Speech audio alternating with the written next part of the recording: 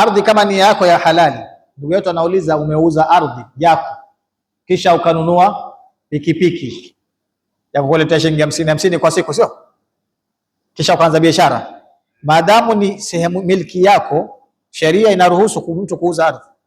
Lakini kuna watu wengine wanasema, labda wanasema pesa ya ardhi ni haram. Je, inafaa kula pesa ya ardhi ploti? Sasa kitu gani inaharamisha? Si ni yako ustadh?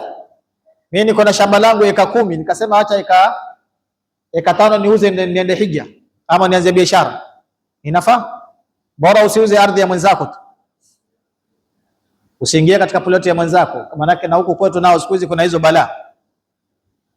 Ploti moja unauziwa mara 10. Ploti moja wanauziwa watu 10. Ameuziwa huyo, ameuziwa ule na yule na yule na yule. Kila mtu akija anauziwa. Na kila mmoja anakuja na karatasi yake. Kila mmoja na karatasi. Ndio watu sawa wanapigana, kesi zimejaa kwenye makoti, kwenye maofisi. Na watu waache hizo dhulma shekhi. Hizo tabia zote wanaoendesha ni hawa madalali shekhi. Hawa madalali hawamuogope Mwenyezi Mungu. Wewe kwa nini unauzia ardhi watu wawili watatu na unakula pesa na ardhi si yako? Kwa hivyo atakana watu wamuogope Mwenyezi Mungu katika nini? Katika ardhi. Lakini ploti kama ni yako mwenyewe, unaweza ukauza na kufanya jambo lolote. Hata hija unaruhusiwa, hata umra unaruhusiwa kuenda nayo, haina tatizo. Naam. Vijana wetu wanapenda sana pengine mchezo unaika shilingi 40, 50, alafu kisino unapata pengine 60 au 70. Hiyo pesa pale ni halali. Kubeti ni kamari, na kamari ni haramu katika dini yetu, sawa? Innamal khamru wal maisiru wal ansabu wal azlamu rijsun min amali shaitani fajtanibuhu. Mwenyezi Mungu ametaja pombe na kamari na masanamu, innamal khamru wal maisiru wal azlamu rijsun min amali shaitani. Asema vitu vyote hizi ni chafu na ni haramu katika amali ya shetani, jiepushani nayo. Kubeti ni mchezo wa kubahatisha, si ndio? Si ndio maana kubeti? Mchezo wa kutabiri kitu, sio? Unatabiri, ukipata ndio unazawadiwa pesa. Mchezo wowote katika sheria, mchezo wowote ambaye kwamba ni wa kubahatisha, bahati nasibu, ni haramu. Sawa? Naam.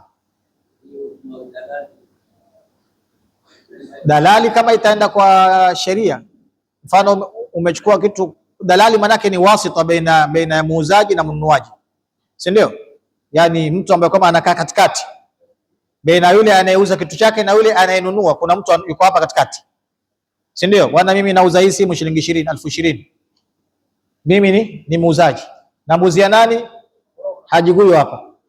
Kisha akaja mzee Guyo hapa katikati baina yangu na yule anayenunua.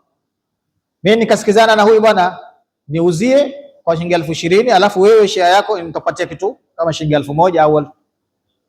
Yeye ikiwa atafuata hivyo hivyo tulivyomwambia, udalali wake si haramu, sawa? Sasa ikiwa ataongeza hii, nilimwambia 20,000 na nikasikizana naye shilingi 1,000 zawadi yake, yani malipo yake, yeye akaenda akamwambia mzee huyu, bwana, hii simu ni shilingi 25,000. Ile 5 anaweka mfukoni, ni haram,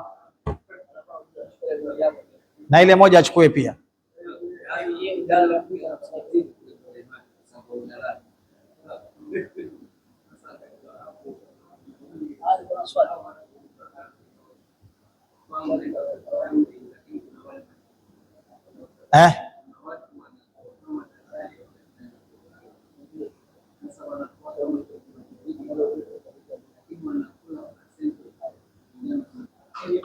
Kwa sura hii inafaa.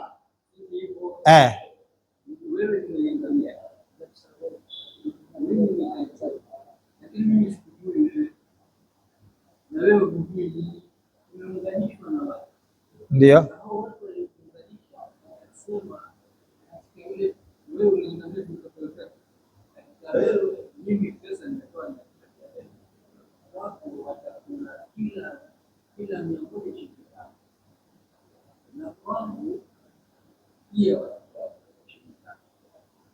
Tayeb, na ndio madalali wengi saizi, sio?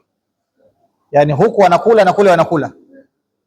Mimi ikiwa nimesikizana na wewe na huyu dalali wangu bwana, si ndio mwenye ngamia? Subiri, nishakupata.